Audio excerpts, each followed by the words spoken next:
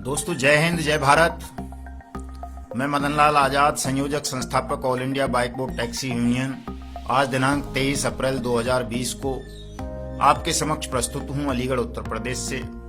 जैसा कि आप सबको पता है कि 1 मई 2020 को all India bike board taxi union ने तमाम ठगी प्रकरणों के विरुद्ध एक राष्ट्रव्यापी आंदोलन का आह्वान किया था और हमें एक राष्ट्रव्यापी आंदोलन इन तमाम ठगों के खिलाफ करना था और सरकार से ये मांग करनी थी कि सरकार अनियमित जमा योजना पाबंदी कानून 2019 के रूल्स को नोटिफाइड करके अनियमित जमा योजना पाबंदी कानून 2019 के तहत देश भर में स्पेशल कोर्ट्स का गठन करे और इन तमाम स्कैम्स की जांच सीबीआई के हवाले हो और सीबीआई और स्पेशल कोर्ट 180 वर्किंग डेज के तहत इन मामलों का ट्रायल कंप्लीट करके तमाम विक्टिम्स का पैसा वापस कराए, दोगुना करके, जैसा कि इस कानून में प्रोविजन किया है हमारी पार्लियामेंट ने।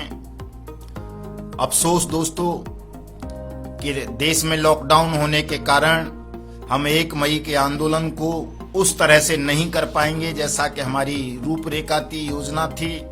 तो अब इसमें थोड़ा सा बदलाव करते हुए आप लोगों को अब करना ये है, चूंकि उम्मीद नहीं है कि 3 मई के बाद भी लॉकडाउन खुल जाएगा, इसलिए मैं आप सबसे ये अनुरोध करूंगा कि आप सब लोग एक पत्र लिखेंगे सुप्रीम कोर्ट के चीफ जस्टिस के नाम और उसमें उनसे ये मांग करेंगे कि सुप्रीम कोर्ट भारत सरकार को और सीबीआई को और सेबी को ये डायरेक्शन दे कि भारत सरकार अनियमित जमा योजना पाबंदी कानून 2019 के रूल्स को नोटिफाइड करे और स्पेशल कोर्ट्स का गठन करे और सीबीआई बाइक बोट स्कैम में, हेलो टैक्सी स्कैम में या अन्य जितने भी स्कैम्स हैं उनमें अनियमित जमा योजना पाबंदी कानून 2019 के तहत मुकदमा दर्ज करे और जितने भी ठग जेल में हैं उनको दिल्ली तिहाड़ जेल में शिफ्ट करे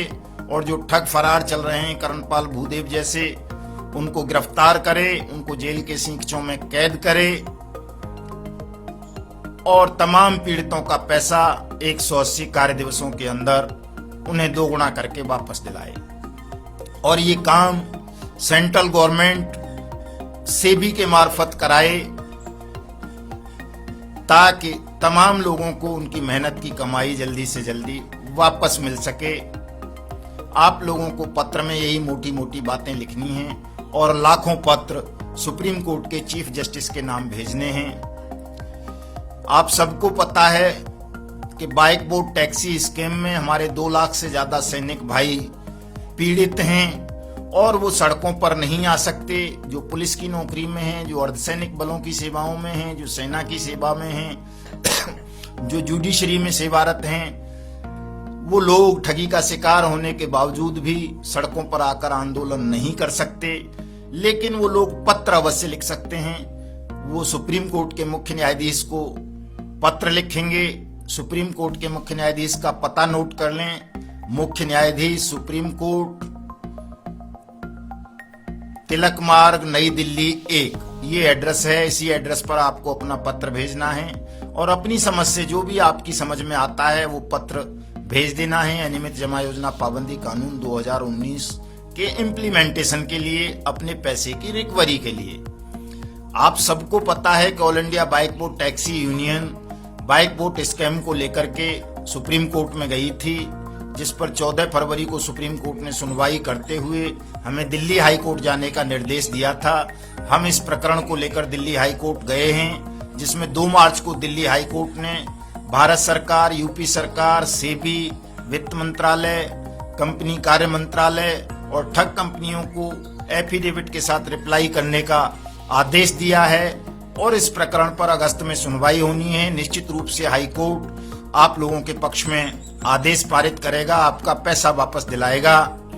अगर ठग या सरकार हाई कोर्ट के फैसले को सुप्रीम कोर्ट में चुनौती देंगे तो हम सुप्रीम कोर्ट में भी लड़ेंगे और आपका पैसा आपको वापस दिलाएंगे। आप लोगों को तनाव लेने की, घबराने की आवश्यकता नहीं है। जितने भी हमारे ठगी पीड़ित भाई बहन हैं वो सब ये कष्ट करें, क्योंकि ठगों के दलाल ठगों को जेलों से बाहर लाने के लिए तरह तरह के षड्यंत्र रच रहे हैं, अफवाहें फैला रहे हैं। आपको इन दलालों की किसी भी बात में नहीं आना है। आप अच्छी तरह से इन दलालों के विषय में जानते हैं कि ये दलाल जनवरी 2019 से ही लगातार आप लोगों को गुमराह करते रहे हैं, कानूनी कार्रवाई करने से रोकते रहे हैं, बार बार सेटलमेंट का झांसा देते रहे हैं और ये सेटलमेंट के नाम पर केवल आपको मूर्ख बनाते रहे हैं और भाटी तिवारी गैंग से पैसा खाते रहे हैं। आपको इनकी हकीकत पता है, इसलिए इन दलालों के किसी भी बहकावे में नहीं आना है। कुछ दिन बाद आप देखेंगे इन दलालों में आपस में ही जूतों में दाल बटने लगेगी। इनका यही भविष्य है। गिद्ध और ठग किस्म के लोग कभी भी सत्य और न्याय के मार्ग पर चल नहीं पाते हैं। किसी लड़ाई को वो न्यायपूर्वक ढंग से लड़ नहीं पाते हैं। ठगों का और गिद्धों का और उनके दलालों का अंततः अंजाम बुरा ही होता है। ये सदियों से होता आ रहा है। इन दलालों का अंजाम भी बुरा ही होगा। ये दलाल चाहे जो कुछ कर लें, आपको इनके बहकावे में नहीं आना है। ये सेटलमेंट के नाम पर आपके साथ एक और बड़ा फर्जीवाड़ा करने जा रहे हैं। ये आपको कोई सेटलमेंट नहीं कराएंगे। इन्होंने कराना होता तो ये बहुत पहले सेटलमेंट करा चुके होते, चूंकि इनकी नीयत सेटलमेंट कराने की नहीं थी, आप लोगों की कानूनी कार्रवाई में बाधा बनने की थी, आप लोगों की कानूनी कार्रवाई को रोकनी थी।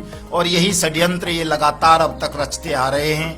आप लोगों को इन ठगों से सावधान रहना है, इनके दलालों से सावधान रहना है।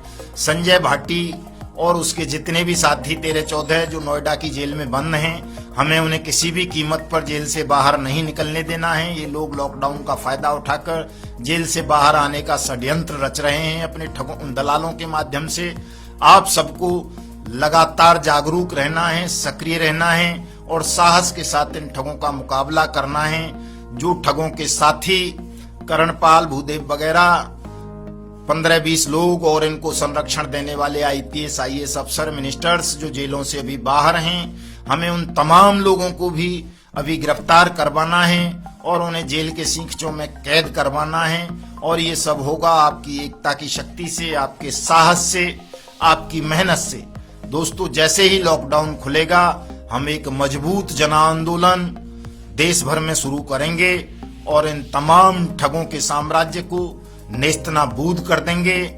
आप लोग निश्चिंत रहें, घबराएंगे नहीं, तनाव नहीं लेंगे किसी भी प्रकार का।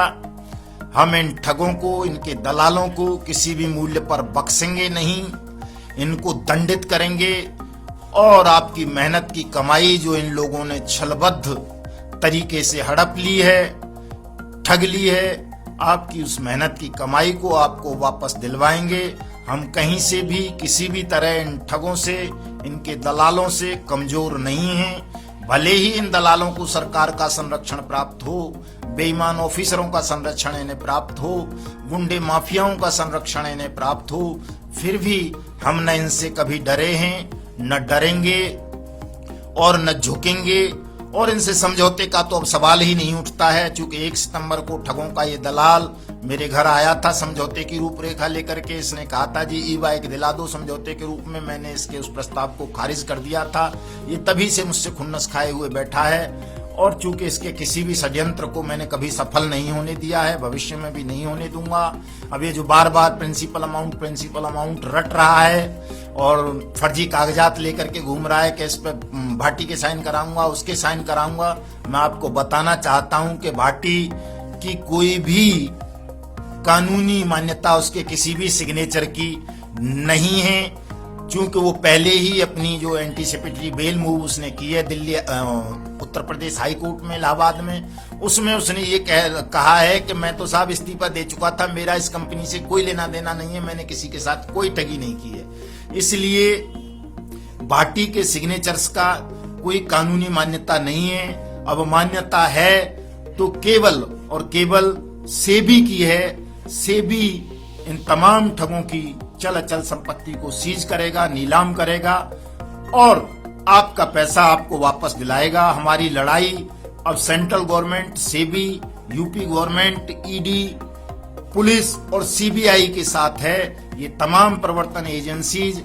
इन ठगों पर शिकंजा कसें, इनकी संपत्तियों को नीलाम करें और हमारा पैसा हमें वापस दिलाएं। हमारी ये लड़ाई है। अब ठगों से, ये जो ठगों के दलाल आपको पैसा दिलाने का झांसा दे रहे हैं, ये झूठ बोल रहे हैं। आपको इनके किसी भी बहकावे में नहीं आना है। अपनी शिकायत all India bike board taxi union को निरंतर भेजते रहना है। मेरा व्हाट्सएप नंबर नोट कर लें, 7827581213।